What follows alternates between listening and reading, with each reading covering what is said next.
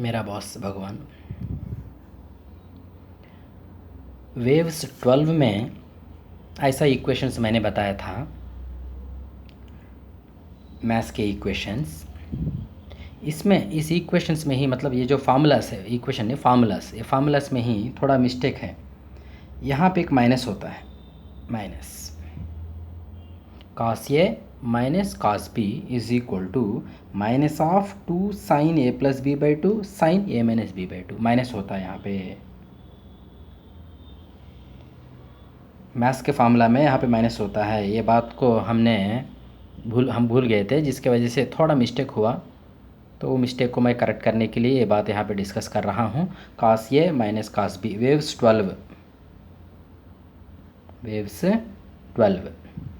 में की बात मैं यहाँ पे डिस्कस कर रहा हूँ। वेव्स 12 में जो बात हुई उसके बारे में यहाँ पे मैं डिस्कस कर रहा हूँ।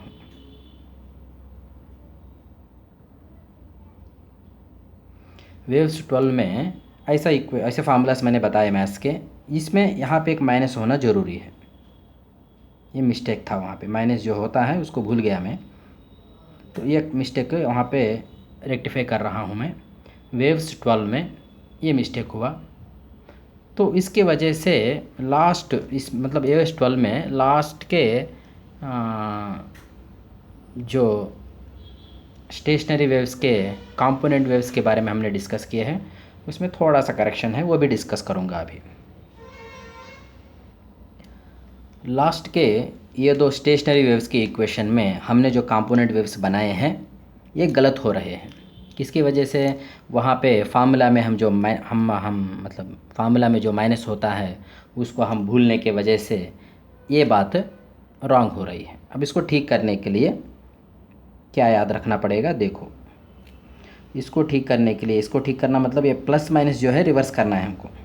तो जब भी इक्वेशन के अंदर माइनस होता है, इक्वेशन के अंदर माइनस होगा तो प्लस के साथ प्लस ही लगाओ, प्लस के साथ प्लस ही लगाओ।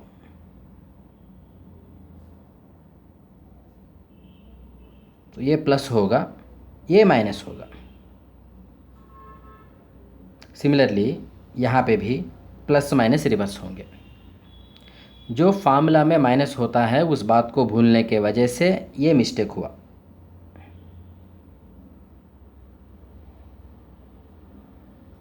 तो ये जो स्टेशनरी वेव्स के कंपोनेंट वेव्स के बारे में जो हम डिस्कस कर रहे थे, उसमें शॉर्टकट के बारे में जो हम डिस्कस कर रहे थे, उस शॉर्टकट की कहानी में लास्ट दो इक्वेशन से रिलेटेड जो कंपोनेंट वेव्स हमने बनाई हैं, इनमें जो भी प्लस माइनस यहाँ पे लिखा हुआ है ये सब रिवर्स होंगे।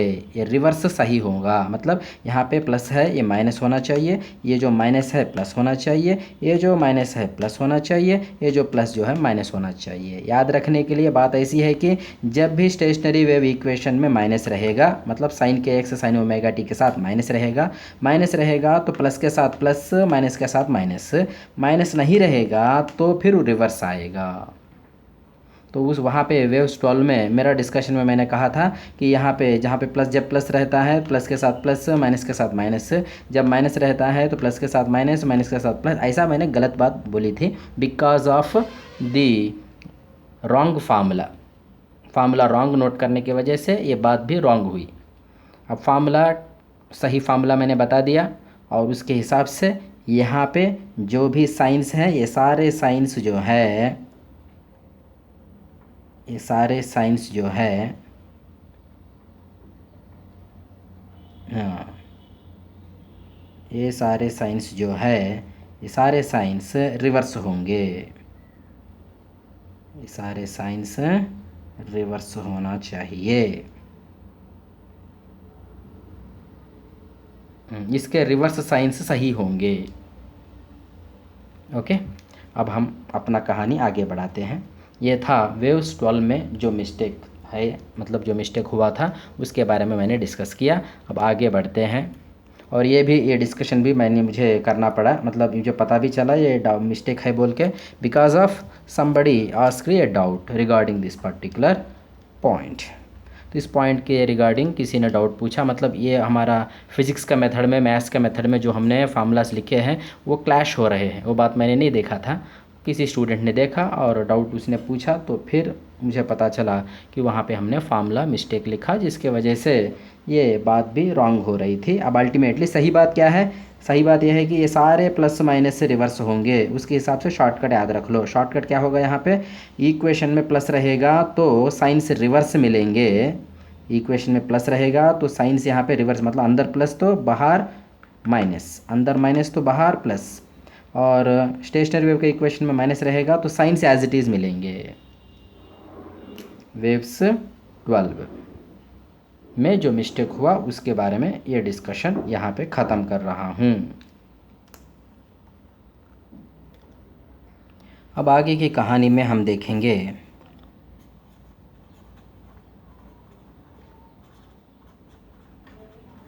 Resonance tube. रिजोनेंस ट्यूब, इसमें एक ट्यूब रहता है जिसके अंदर वाटर रहता है, कंप्लीटली वाटर रहता है। ट्यूब है, ट्यूब के अंदर कंप्लीटली वाटर है।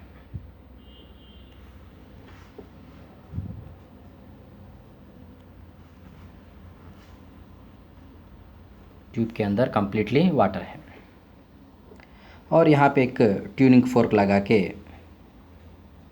इसमें स्टेशनरी वेव, सॉरी, इसके अंदर प्रोग्रेसिव वेव भेजा जाता है और वो रिफ्लेक्ट होकर स्टेशनरी वेव बनने की चांस है। फ़िलहाल वाटर पूरा यहाँ तक वाटर है, कंप्लीटली वाटर है तो यहाँ पे कोई पाइप अवेलेबल नहीं है, ऑर्गन पाइप की अवेलेबिलिटी नहीं है।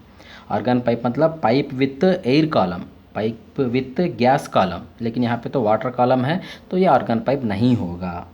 लेकिन इसमें से वाटर मैं निकालते जाऊँगा, इसमें से वाटर यहाँ से ड्राइन करके निकाल के वाटर को बाहर करते जाऊँगा तो लेवल नीचे उतरेगा तो यहाँ कहीं लेवल पहुँच सकता है, यहाँ कहीं लेवल पहुँचा हुआ है वाटर का लेवल। एक्चुअली यहाँ पे था, अब वाटर को ड्रेन करके, वाटर को निकाल के थोड़ा बहुत वाटर का लेवल को ऊपर से यहाँ पे नीचे लाया गया।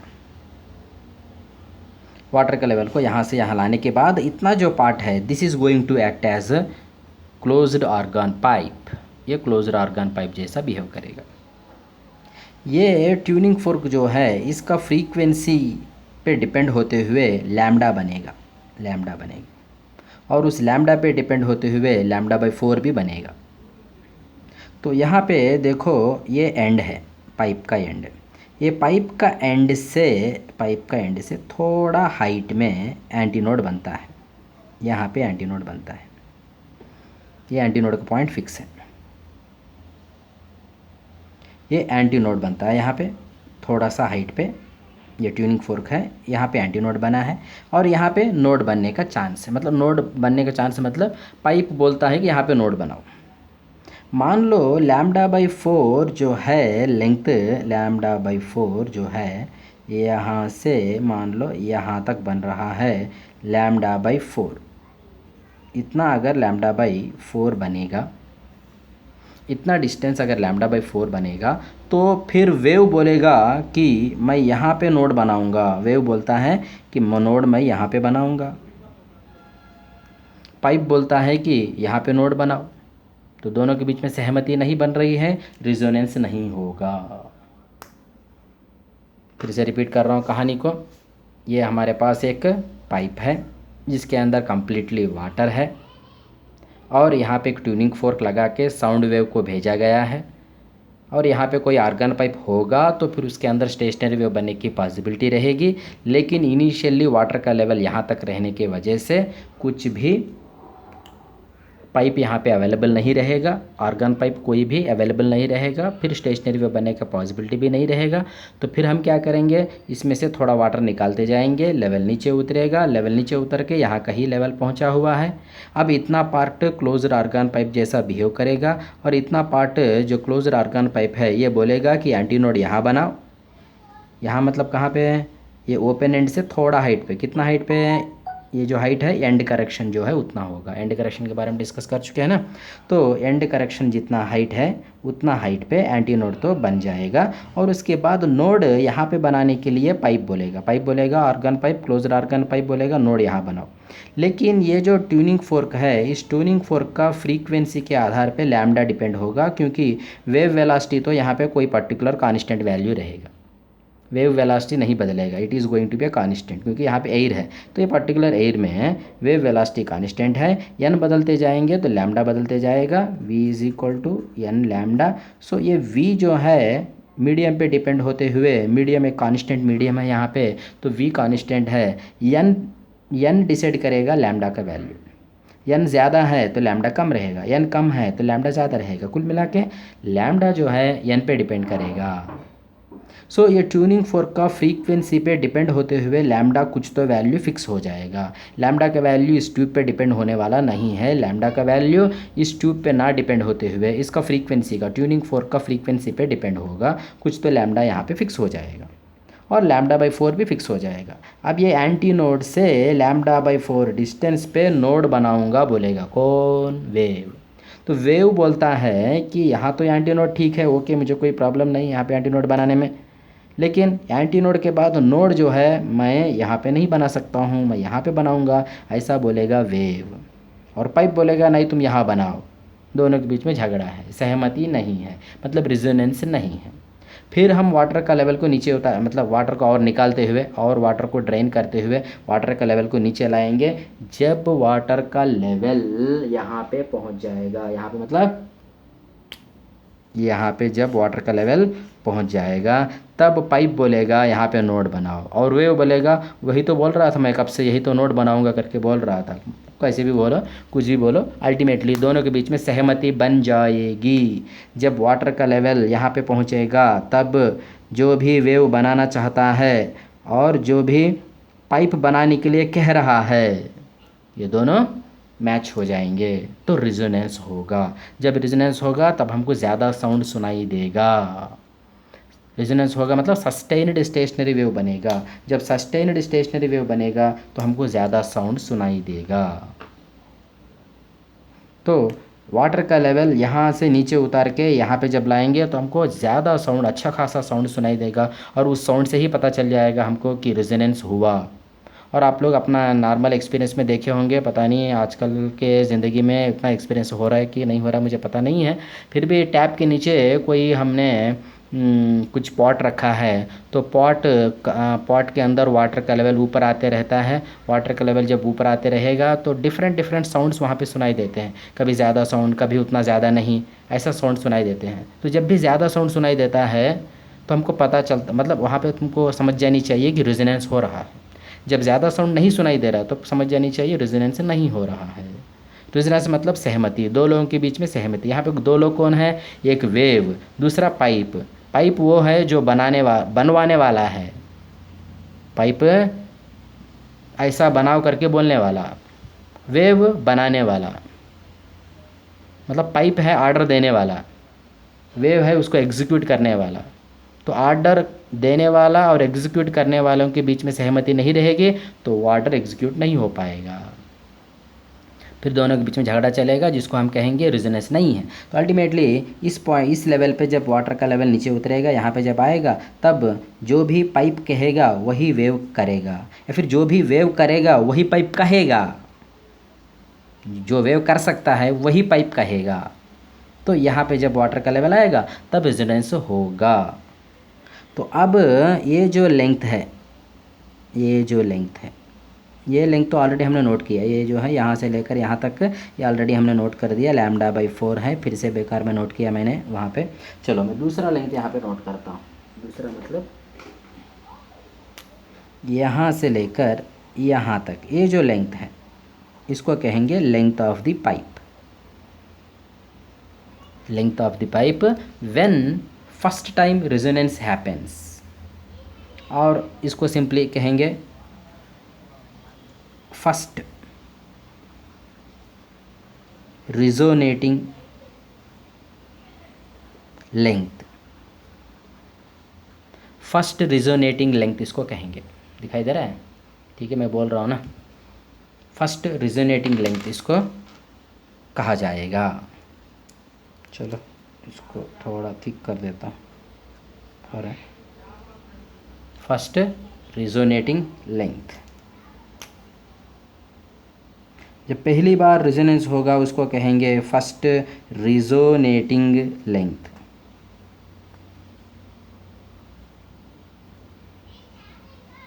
पहली बार जब रेजोनेंस होगा तब का लेंथ, पाइप का लेंथ, ऑर्गन पाइप का लेंथ। अब इसमें हम L1 के बारे में या फिर इससे रिलेटेड कुछ इक्वेशन भी लिख लेते हैं। λ/4 जो है यहाँ से लेकर यहाँ तक, यहाँ से लेकर यहाँ तक λ/4 जो है that is nothing but L1 plus ये डिस्टेंस, ये डिस्टेंस जो है E है, L1 प्लस E। तो कुल मिला के हमको इक्वेशन मिल रहा है कि λ/4 is equal to L1 plus E।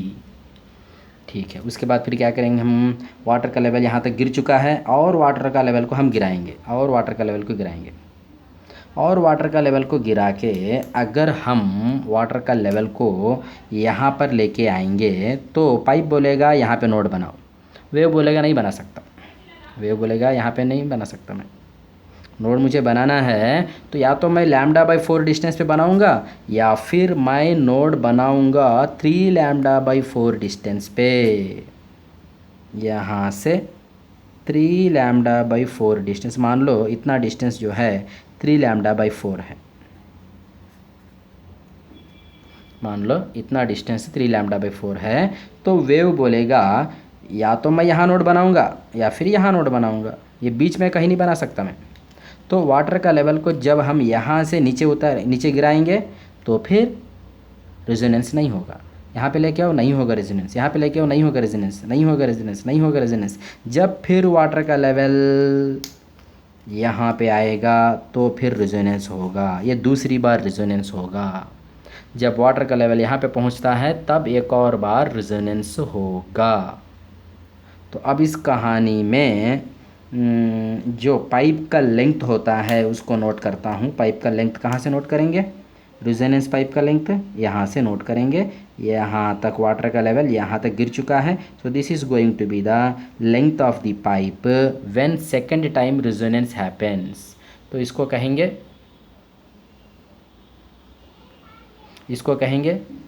Second resonating length, L2 होगा सेकेंड रेजोनेटिंग लेंथ, और L2 यहाँ से लेकर यहाँ तक L2 और प्लस ये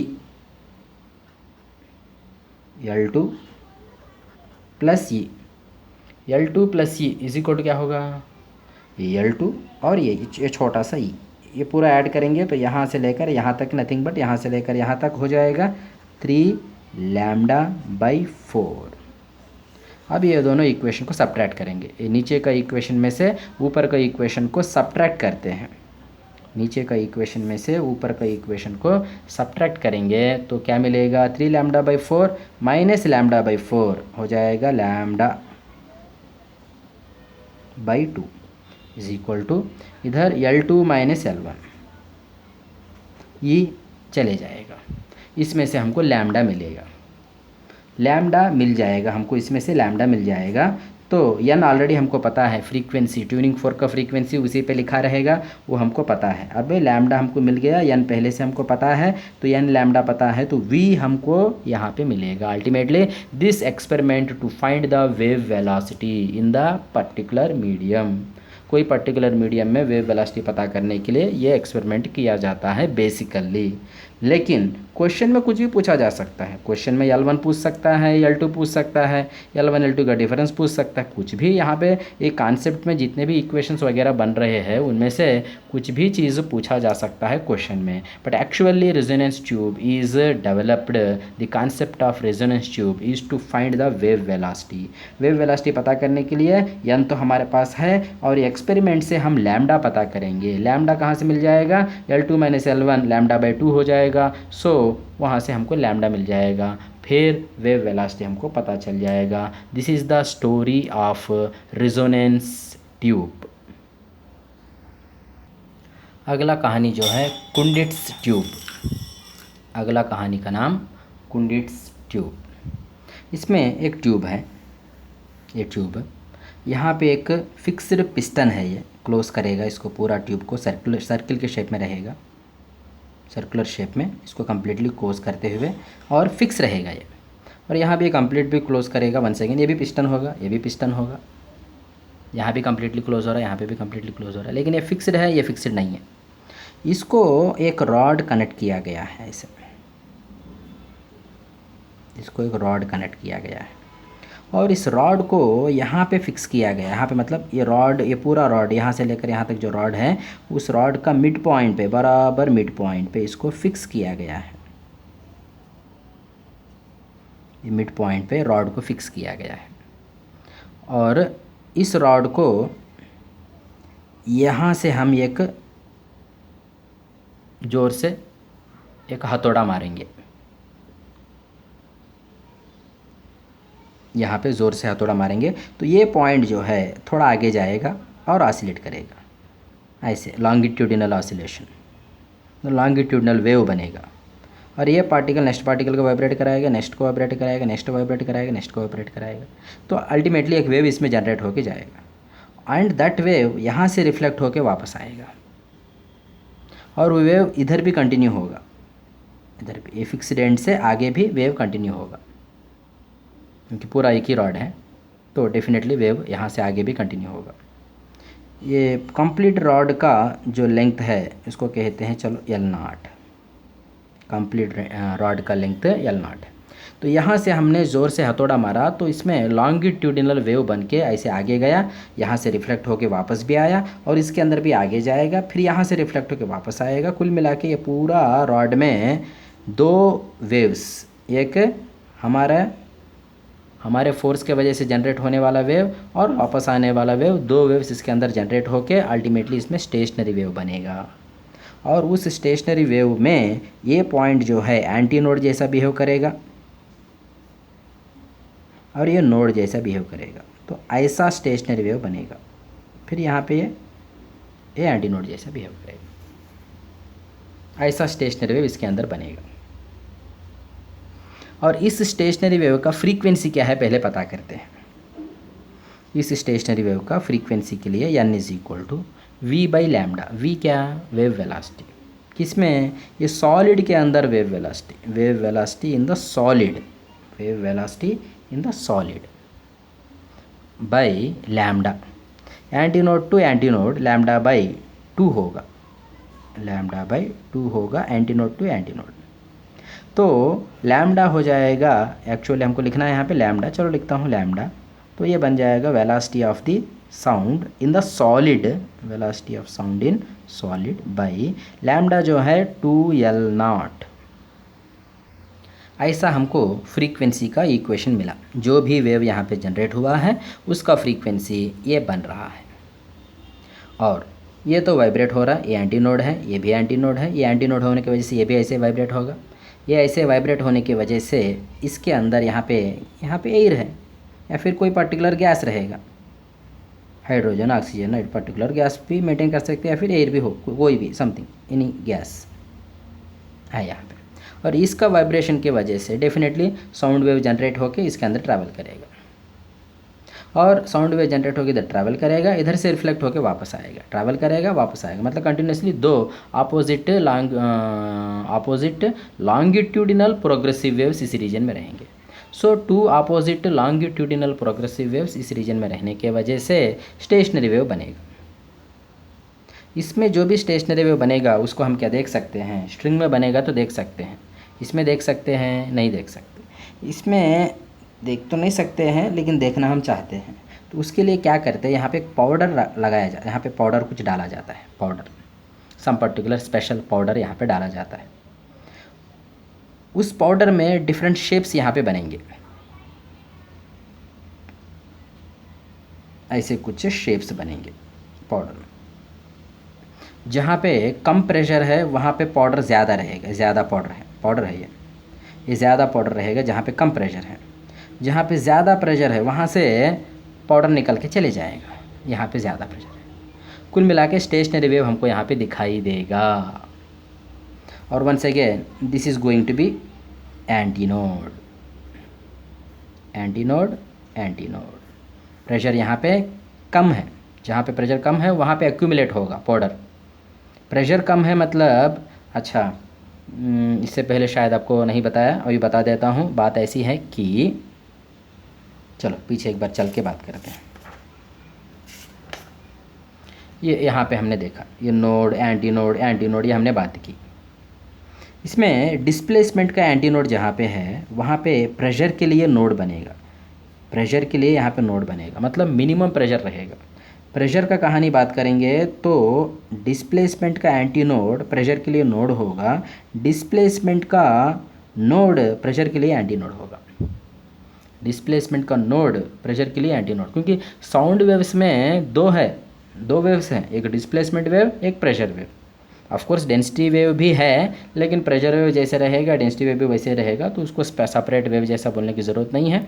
और हमारे पास तो वेरी क्लियरली दो वेव्स हैं, एक डिस्प्लेसमेंट वेव एक प्रेशर वेव। बात तो एक ही है, उसको दो तरीके से देखा जा सकता है। एक ही वेव है वहाँ पे, वेव तो एक ही है, उसके इफेक्ट्स को डिस्प्लेसमेंट में देख सकते हैं या फिर उसका इफेक्ट्स को प्रेशर में देख सकते हैं। डिस्प्लेसमेंट में देखेंगे तो डिस्प्लेसमेंट वेव की बात हो रही होगी। सो ये डिस्टेंस जो है λ/2 होगा।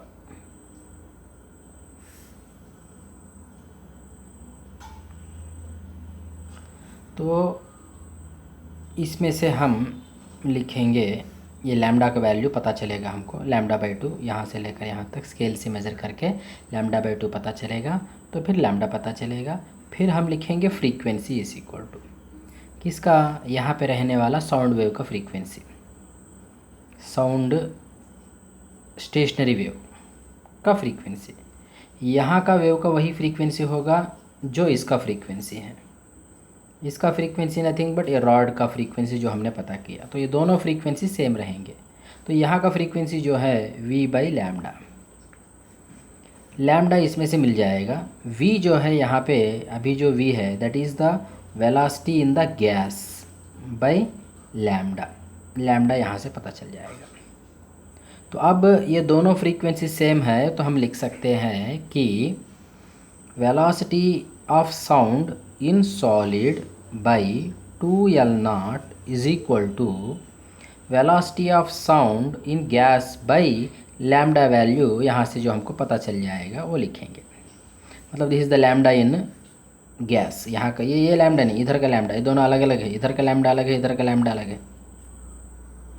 तो इधर का लैम्डा इन द गैस जो हम स्केल से मेजर करके पता कर सकते हैं। इसी इक्वेशन को आगे हम ऐसे बढ़ा सकते हैं, velocity in sound nothing but Young's modulus by density of the solid under root into 1/2L0 is equal to velocity in gas, velocity in gas by lambda in the gas. तो actually ये जो experiment है this is to find the velocity of sound in the gas. So velocity of sound in the gas is nothing but lambda in the gas by 2L0 into Young's modulus by density of the solid rod. ये है equation. Actually इस experiment को किया जाता है to find the velocity of sound in gas. But जब question पूछेगा तो कुछ भी पूछा जा सकता है। क्वेश्चन जब पूछेगा तो क्या क्या है क्वांटिटीज़, यहाँ पे 1 2 3 4 5 क्वांटिटीज़ हैं, ये 5 में से कोई तो 4 देगा और 5th वन के बारे में पूछेगा। This is Kundt's tube. आगे बढ़ने से पहले एक प्रॉब्लम देखते हैं। प्रॉब्लम में दिया है, इसमें फर्स्ट और सेकंड रेजोनेटिंग लेंथ्स दिया है, first resonating length second resonating length दिया है और हमको पता करना है रेडियस ऑफ रेजोनेंस ट्यूब। तो उसके लिए मैं लिखता हूँ सबसे पहले L1 is equal to λ/4 plus E और L2 इज इक्वल टू 3 λ/4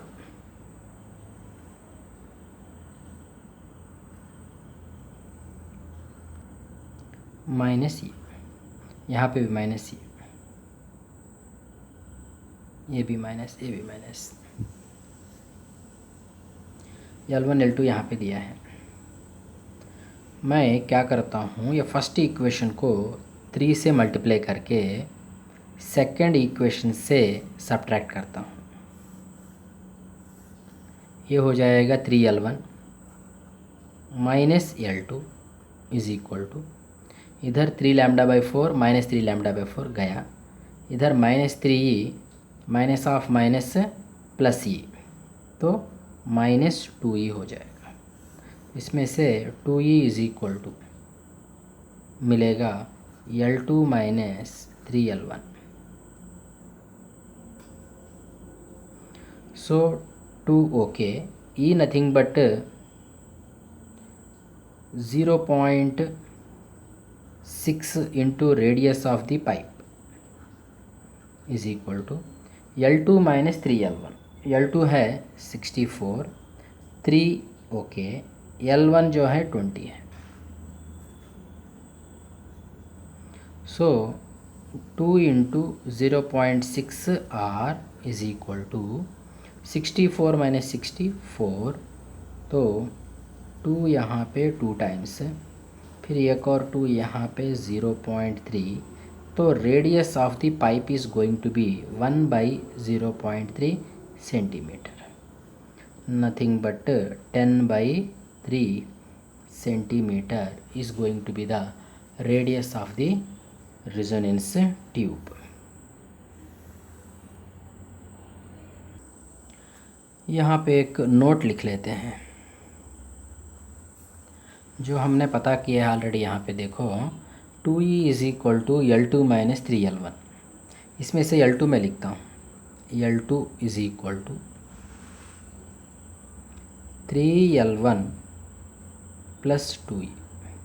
तो ये L1 L2 के बीच का relation in terms of and correction. ऐसे ही एक और रिलेशन भी बना लेते हैं यहाँ पे, L1 plus e is equal to lambda by 4, एक इक्वेशन हमको मिलता है। फिर L2 plus e is equal to 3 lambda by 4, फिर L3 plus e is equal to 5 lambda by 4। एक और लिख देता हूँ, L4 plus e is equal to 7 lambda by 4। एक बार L1 L3 का रिलेशन देखते हैं। ऑलरेडी हम लोग L1 L2 का रिलेशन देख चुके हैं, तो अभी देखते हैं L1 और L3 का रिलेशन। L1 L3 का रिलेशन बनाने के लिए मैं क्या करूँगा, इस इक्वेशन को 5 से मल्टीप्लाई करो। इसको 5 से मल्टीप्लाई करके, इसको 5 से मल्टीप्लाई करके इसमें से सब्ट्रैक्ट करते हैं। तो 5L1 minus L3, 5L1 minus L3, 5e minus e 4e, 5 lambda by 4, 5 lambda by 4 zero हो जाएगा। तो इसको आगे मैं लिखता हूँ, L3 is equal to 5L1 plus 4e। L3 is equal to 5L1 plus 4e। एक कंक्लूजन यहाँ पे एक और मिल रहा है हमको। अब L2 L3 का रिलेशन बनाते हैं। चलो उससे पहले ऑलरेडी यहाँ पे एक के ऊपर यहाँ पे एक लिखा गया है, तो इन दोनों के बीच का रिलेशन ही बना लेते हैं। इन दोनों के बीच का रिलेशन ही बना लेते हैं। इन दोनों के बीच का रिलेशन के लिए क्या करना पड़ेगा,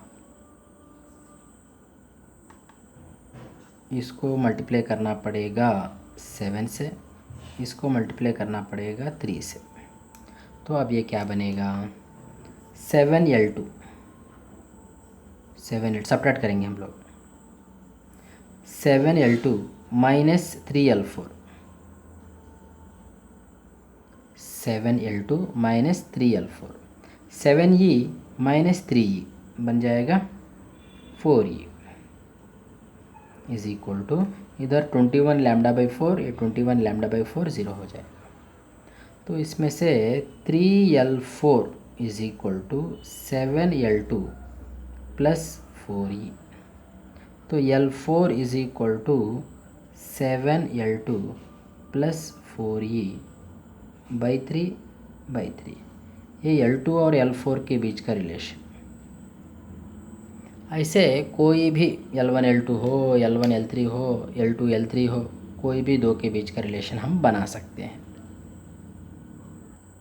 अब इसको जनरलाइज करेंगे तो हम ऐसे लिख सकते हैं L कोई तो L कौन सा कोई तो बोलने के लिए LQ इट में भी L1 L2 L3 L4 anything. LQ is equal to इधर LP, इधर 3 है 1 है, L3 L1 है, यहाँ पे L4 L2 है। ऐसा कोई तो number L something is equal to L some other thing into 2Q minus 1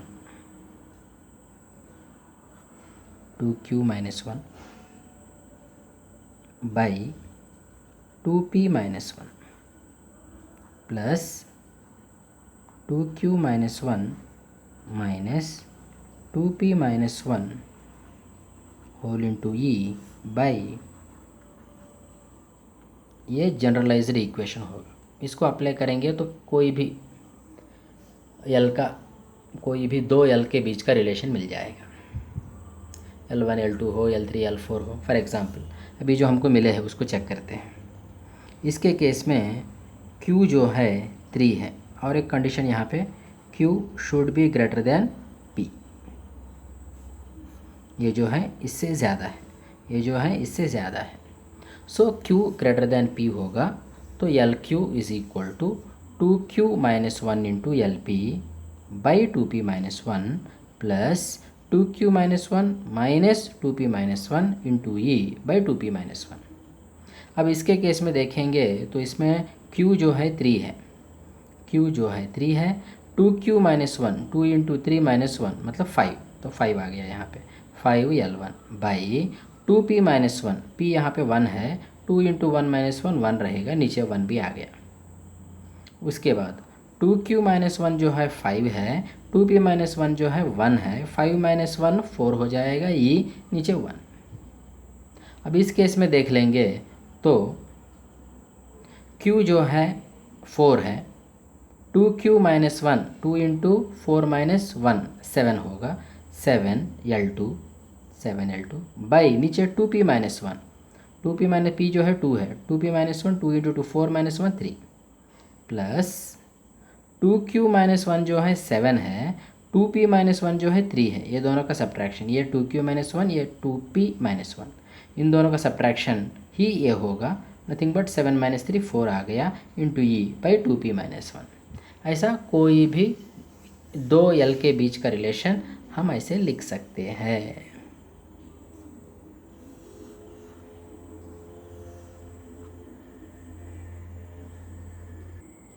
अब इससे स्टेशनरी वेव्स का कहानी ख़त्म होता है। Transverse stationery waves, longitudinal stationery waves, ये सारे टाइप ऑफ स्टेशनरी वेव्स के कहानी यहाँ पे ख़त्म हो रहा है। आगे जाने से पहले वेव्स 5 में जो बात है उसका थोड़ा और क्लैरिटी लेके चलते हैं। अभी लास्ट एग्ज़ाम में मैंने क्वेश्चन दिया था, उस क्वेश्चन से रिलेटेड किसी ने डाउट पूछा, तो उसको बहुत अच्छे से डिस्कस करने के लिए एक बार मैं पीछे वेव्स 5 से रिलेटेड की बात डिस्कस करने वाला हूँ। वेव्स 5 में क्या देखा हमने, काइनेटिक एनर्जी डेंसिटी के लिए ऐसा इक्वेशन मिला हमको जिसमें कॉस स्क्वायर टर्म है। काइनेटिक एनर्जी डेंसिटी किसमें, काइनेटिक एनर्जी डेंसिटी इन ये string in which transverse wave is travelling. Transverse wave travel करने वाला स्ट्रिंग के अंदर काइनेटिक एनर्जी डेंसिटी के लिए हमने फार्मूला बनाया, तो फार्मूला में कॉस स्क्वायर टर्म मिला, और पोटेंशियल एनर्जी डेंसिटी का फार्मूला भी कॉस स्क्वायर टर्म ही मिला। तो इन दोनों बातों से कुछ स्पेशल इफ़ेक्ट्स होते हैं। उसी के आधार पे क्वेश्चन पूछा था मैंने कि कोई एक पर्टिकुलर पॉइंट के पास पोटेंशियल एनर्जी काइनेटिक एनर्जी एक साथ मैक्सिमम हो सकते हैं क्या, ऐसा क्वेश्चन कुछ था। तो उसी के बारे में थोड़ा डिस्कशन देखते हैं अभी।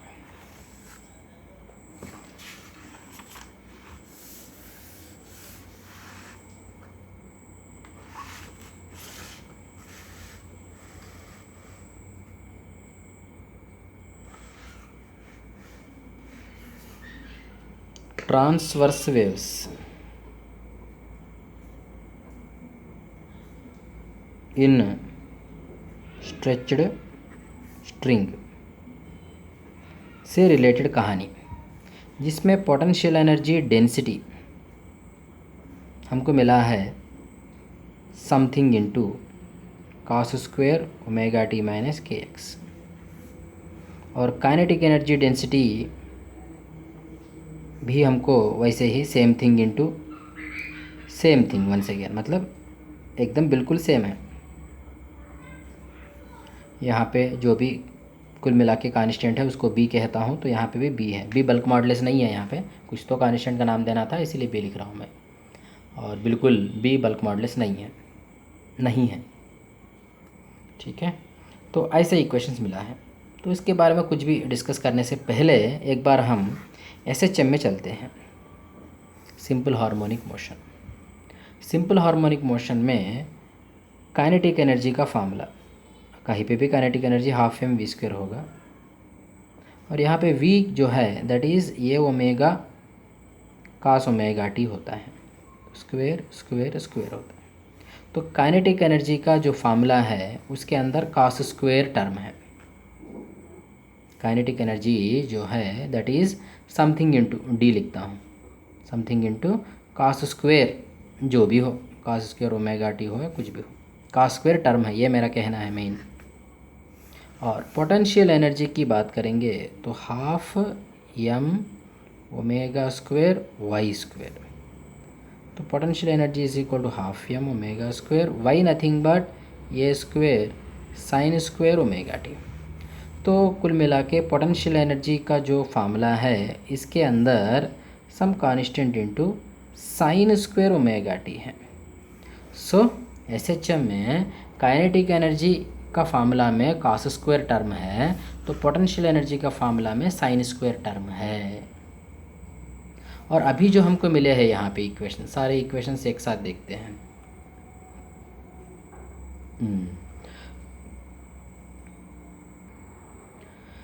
अभी जो potential energy density kinetic energy density in stretched string के लिए हमको फार्मूला जो मिले हैं, दोनों में cos स्क्वायर टर्म मिला है।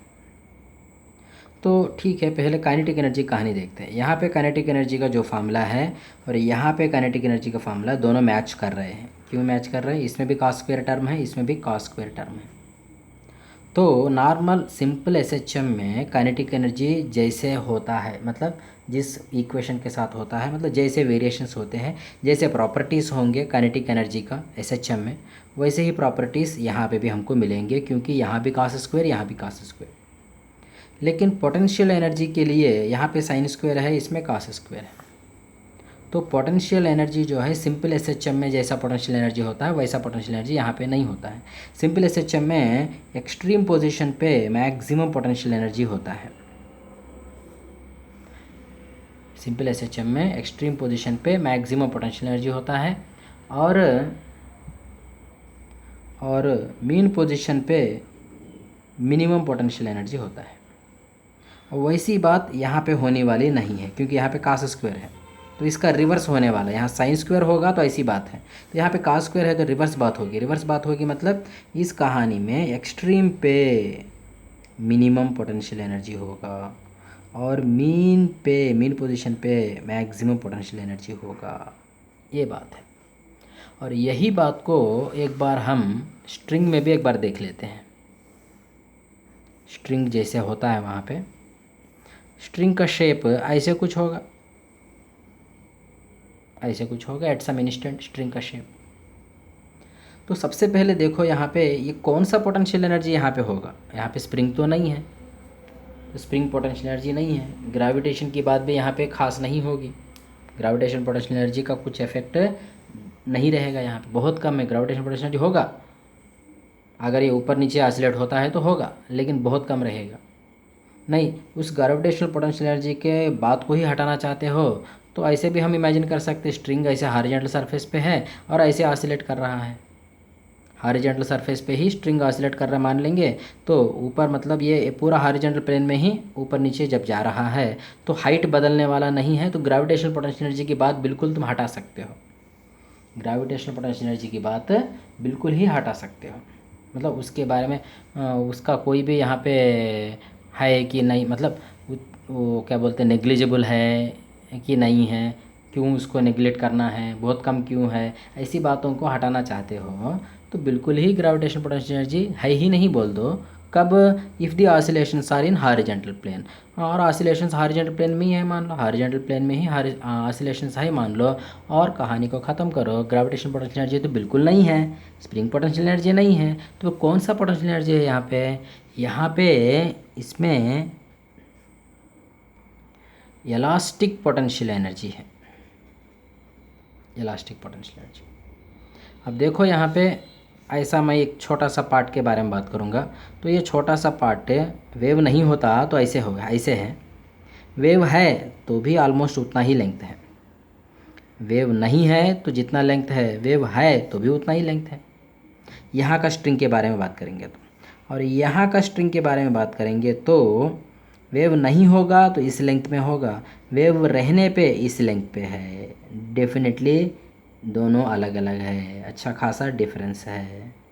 सो लेंथ में डिफरेंस है मतलब स्ट्रिंग में खिंचाव है, स्ट्रिंग में खिंचाव है मतलब इलास्टिक पोटेंशियल एनर्जी है। तो यहाँ पे स्ट्रिंग ऐसे रहने की वजह से इसमें इलास्टिक पोटेंशियल एनर्जी रहेगा और यहाँ पे इलास्टिक पोटेंशियल एनर्जी नहीं रहेगा, तो एक्सट्रीम पे इलास्टिक पोटेंशियल एनर्जी यहाँ पे नहीं बन रहा। जो मैंने cos स्क्वायर टर्म से एक्सप्लेन किया है उसी बात को यहाँ पे डायग्राम में एक्सप्लेन कर रहा हूँ। ये एक्सट्रीम पोजिशन पे, यहाँ पे एक्सट्रीम पोजीशन पे स्ट्रिंग का लेंथ में कुछ भी चेंज नहीं बनता है, इसीलिए यहाँ पे इलास्टिक पोटेंशियल एनर्जी ज़ीरो, और इस केस में यहाँ पे इलास्टिक पोटेंशियल एनर्जी मैक्सिमम। यहाँ पे मतलब एक्सट्रीम पे इलास्टिक पोटेंशियल एनर्जी ज़ीरो और मीन पे इलास्टिक पोटेंशियल एनर्जी मैक्सिमम, और मीन पे काइनेटिक एनर्जी भी मैक्सिमम रहेगा। काइनेटिक एनर्जी एसएचएम में मीन पे मैक्सिमम रहेगा तो इसमें भी मीन पे ही मैक्सिमम रहेगा, क्योंकि एसएचएम में जैसा cos स्क्वायर टर्म है काइनेटिक एनर्जी के लिए, तो यहाँ पे भी cos स्क्वायर टर्म ही है काइनेटिक एनर्जी के लिए। तो काइनेटिक एनर्जी का नेचर वैसे ही है जैसे एसएचएम में है, लेकिन पोटेंशियल एनर्जी का नेचर रिवर्स हो रहा है। कुल मिला के यहाँ पे हम देखेंगे तो पोटेंशियल एनर्जी भी मैक्सिमम रहेगा और काइनेटिक एनर्जी भी मैक्सिमम रहेगा इस मीन पोजीशन के रीजियन में, और एक्सट्रीम पोजीशन के रीजियन में काइनेटिक एनर्जी भी ज़ीरो रहेगा और पोटेंशियल एनर्जी भी ज़ीरो रहेगा। सो एक साथ दोनों एनर्जीज मैक्सिमम होंगे, फिर एक साथ दोनों एनर्जीज मिनिमम होंगे। यहाँ पे दोनों एनर्जीज यहाँ पे मिनिमम, दोनों एनर्जीज यहाँ पे मिनिमम, दोनों एनर्जीज यहाँ पे मैक्सिमम, ऐसी बात होती है। ओके, तो ये पुराना वेव्स 5 से रिलेटेड जो बात थी उससे रिलेटेड थोड़ा और डेप्थ में डिस्कशन हमने कर लिया, और इसके बाद स्टेशनरी वेव्स जो ख़त्म हो चुका है उसके बाद की कहानी अगला वीडियो में देखेंगे।